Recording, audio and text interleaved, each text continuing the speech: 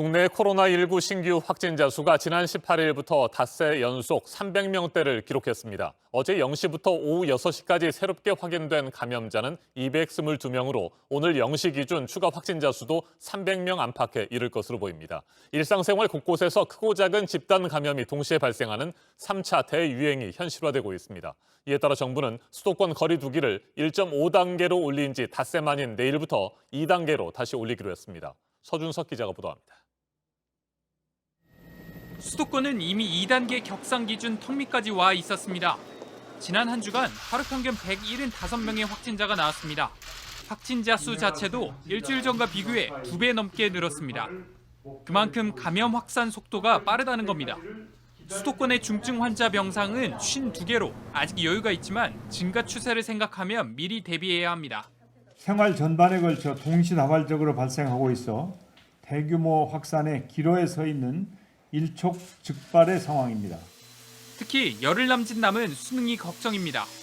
이미 교육당국이 수능을 연기하지 않겠다고 밝힌 만큼 수능 전 확진자가 대규모로 늘어난다면 사회적 혼란이 더 커질 수 있습니다. 또 미국이나 유럽처럼 겨울철 대유행으로 번지기 전에 확산세를 막아야 한다는 필요성도 컸습니다. 격상된 거리두기는 돌아오는 화요일 0시부터 적용됩니다. 지난 19일 1.5단계로 올린 지 닷새 만입니다. 호남 지역도 화요일을 시작으로 거리두기가 1.5단계로 올라갑니다. 호남의 거리두기 격상 기준은 하루 평균 확진자 30명인데 지난 한 주 이미 27.4명까지 다다랐습니다. 거리두기 단계가 올라가면 운영이 제한되는 자영업자와 소상공인은 피해가 불가피합니다. 그러나 방역당국은 지금 확산세를 꺾지 못한다면 코로나19의 통제가 어려울 수 있다며 연대와 협력을 당부했습니다. JTBC 서준석입니다. 서울과 경기도를 비롯한 수도권 거리두기 2단계는 내일 0시부터 시행됩니다. 그동안 1단계에 머물렀던 인천 지역도 오늘 하루 1.5단계가 적용된 뒤 내일부터 곧바로 2단계가 시작됩니다. 거리두기 2단계는 일단 12월 7일까지 2주 동안 시행되지만 상황이 더욱 심각해지면 추가로 연장되거나 단계가 2.5단계 이상으로 더 올라갈 수도 있습니다. 구체적으로 어떤 것들이 달라지는지 최승훈 기자가 자세하게 설명해드립니다. 가장 강력한 조치가 들어간 곳은 유흥시설입니다.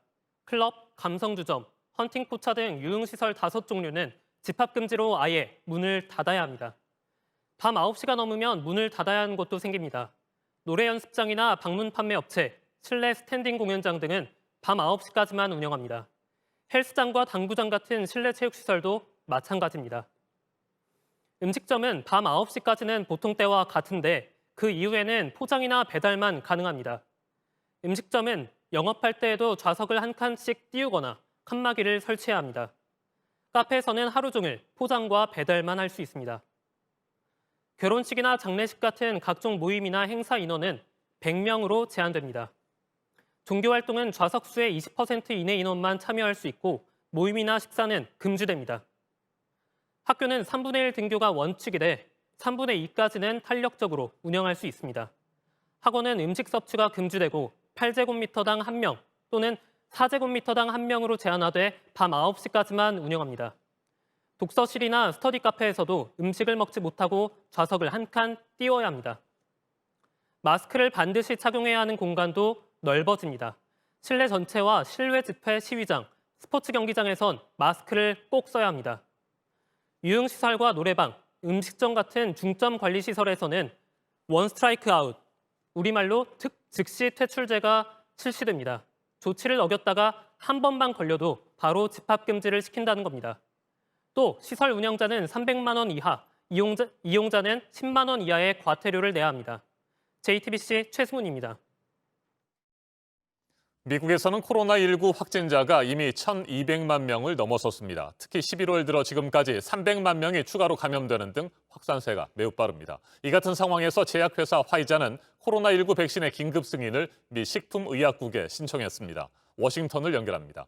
김필규 특파원, 현재 백신 개발 속도대로라면 미국에서는 내년 5월쯤 집단 면역의 효과가 나타날 것이다. 이 같은 전망이 나왔군요. 네, 지금 정부 차원에서 코로나19 백신 개발을 총괄하고 있는 초고속 작전팀의 책임자가 CNN 인터뷰를 했습니다. 여기서 나온 이야기 직접 먼저 들어보시죠. 70% or so of the population being immunized would allow for true herd immunity to take place. That is likely to happen somewhere in the month of May or something like that, based on our plans. 예, 그러니까 미 식품의약국 FDA의 긴급 승인이 나는 대로 다음 달 11일부터 당장 보급을 시작해서요. 매달 3천만 명 규모로 접종을 할 계획이라고 했습니다. 이러면 미국에서는 내년 5월쯤에는 대규모 감염을 걱정하지 않고 정상적인 삶으로 어느 정도 돌아갈 수 있는 집단 면역 상태에 이를 거라고도 했습니다. 네, 하지만 당장 걱정되는 것은 많은 사람들이 이동하는 추수감사절 연휴 아니겠습니까? 바이러스가 더 빠르게 확산될 가능성이 높아 보입니다. 예, 그렇습니다. 미 질병통제예방센터 CDC가 추수감사절 여행을 자제하라 이렇게 권고를 했지만 지난 20일과 21일 이틀 동안 200만 명 넘게 비행기를 탄 걸로 집계됐습니다. 예년보다 많이 준 거라고는 하지만 일부 공항에서는 사람들이 상당히 몰렸고 또 거리 두기가 전혀 안 된 채 수속을 밟는 영상이 소셜미디어에 올라 논란이 되기도 했습니다. 이렇게 이동한 사람들이 또 집에 가서 가족들과 함께 마스크를 벗고 만찬을 즐기면 코로나19는 더 확산될 수밖에 없는 상황입니다. 주말 전에도 미국 하루 확진자 수가 19만 명을 넘었고요. 또 전체 감염자는 1,200만 명을 넘겼습니다. 연휴를 거치면서 더 나빠질 일밖에 남지 않았다는 우려가 그래서 나오고 있습니다. 네, 연방정부나 주정부 차원에서 특별한 대책을 내놓을 수 있는 상황도 아닙니까? 예, 각 주별로는 지금 봉쇄 조치를 내리는 곳도 있고 내리지 않는 곳도 있습니다. 하지만 연방정부 차원에서는 별 대책이 보이지 않고 있는데요. 내일이면 일부 경합주에서 최종 개표 결과가 나오는데 트럼프 대통령은 이를 막는 데 지금 주력하고 있는 모습입니다. 미시간주에서는 특별감사가 필요하니 결과 발표를 2주 미뤄달라고 요구하는 한편 또 펜실베니아에서는 위헌 소지가 있다며 소송을 다시 제기했습니다. 하지만 이미 한 차례 소송이 기각된 바가 있고요. 또 그래서 발표를 미루기는 쉽지가 않아 보입니다. 만약 내일 이곳 모두에서 바이든 승리로 결과가 승인이 된다면 트럼프 대통령 입장에서는 계속 결과에 불복할 동력이 약해질 수밖에 없는 상황입니다. 네, 그러니까 트럼프 대통령은 여전히 코로나19 방역 대신에 대선 결과에 대해서만 온통 신경을 쓰는 것 같습니다. 조 바이든 당선인은 정권을 넘겨받을 준비 어떻게 하고 있습니까? 예, 이와 관련해서 비서실장으로 임명된 론 클레인이 방송 인터뷰에서 한 이야기가 있는데요. 직접 먼저 들어보시죠. You're going to see the first of the president-elect's cabinet appointments on Tuesday of this week, beating, in fact, the pace that was set by the Obama-Biden transition, beating the pace set by the Trump transition. 예, 앞서 바이든 당선인은 신임 재무장관을 이미 결정했다 밝혔는데요. 이번에 어느 선까지 될지 국무장관이나 국방장관까지 발표가 있을지는 아직 알려지지 않았습니다. 다만 그동안 백인 일색이었던 트럼프 내각과는 달리 인종과 성별 면에서 다양한 장관이 나올 걸로 보입니다. 또 클레인 비서실장은 내년 1월 20일에 있을 대통령 취임식을 코로나19 때문에 축소해서 진행하겠다고도 했습니다. 선거 운동도 비대면으로 그동안 진행이 됐고 취임식도 그렇고요. 여러모로 당분간은 전례 없는 모습이 이어질 수밖에 없어 보입니다. 지금까지 워싱턴에서 JTBC 김필기입니다. 역시 코로나19 3차 대유행을 맞고 있는 일본에서는 닷새 연속 신규 확진자가 2,000명 넘게 나왔습니다. 중증 환자도 크게 늘고 있습니다. 한 발 앞서 봉쇄 조치를 단행했던 영국과 프랑스의 상황은 조금 진정되는 분위기입니다. 강보들 기자가 보도합니다. 어제 새로 확진된 2,168명을 포함해 일본의 코로나19 누적 확진자는 13만 3,800명을 넘었습니다. 이날 7명이 숨지는 등 모두 2,001명이 코로나19로 목숨을 잃었습니다. 인공호흡기 치료 등을 받는 중증 환자는 전날보다 10명 늘어난 323명입니다. 지난 18일 이후 닷새 연속 2,000명 넘는 확진자가 나오며 전용 병상 부족에 대한 우려도 커지고 있습니다. 유럽 일부 국가의 상황은 조금 나아졌습니다.